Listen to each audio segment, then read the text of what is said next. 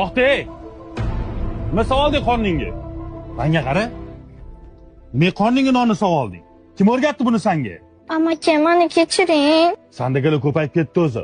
Militsiya chaqirib, militsiyaga berib yuboraman seni. Mana shunaqalarni o'zi ota-onasi chiqarib yuboradi. Bor bu narsa o'g'irlab kelgan deydi.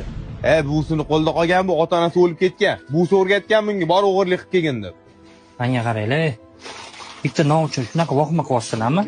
Qizim, shu nonni o'g'irlamasdan, undan ko'ra sotib olgani yaxshi emasmidi? O'zi arzimay pul turadi-yu.